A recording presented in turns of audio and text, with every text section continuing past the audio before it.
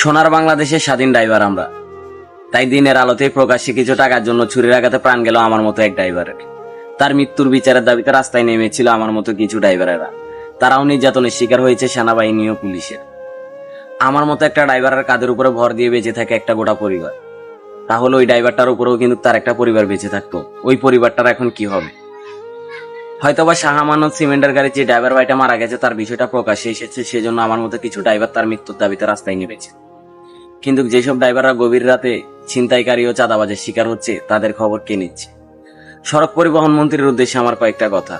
আপনারা তো দেশের অনেক উন্নত করতেছেন, দেশকে এগিয়ে নিয়ে যাচ্ছেন অনেক দূরে। আমাদের ড্রাইভারদেরকে একটু নিরাপত্তা দেওয়ার কথা কি আপনারা ভুলে গেছেন? আমরা ড্রাইভাররাও তো এই দেশের একটা বড় ভূমিকা পালন করি। তাই সড়ক পরিবহন মন্ত্রীর উদ্দেশ্যে আরো দুইটা কথা বলতে চাই। সাভারে যে শাহ আমানত সিমেন্টের গাড়ির ড্রাইভার ভাইটা মারা গেছে, তার হত্যাকারীদের অতি দ্রুত আইনের আওতায় আনবে। তা না হলে আমরা 64 জেলার ড্রাইভার ভাইরা কিন্তু গাড়ি চালানো অফ করে দিব। আর আমরা যদি গাড়ি চালানো অফ করে দিই, তাহলে আপনারা জানেন 2 দিন যদি গাড়ি চাকা অফ থাকে, তাহলে এই দেশের চাকাও চলবে না। তখন কিন্তু ড্রাইভার সাহেবদের হাতে পায়ে ধরলেও কিন্তু ড্রাইভার সাহেবরা আর গাড়ির চাকা ঘুরাবে না।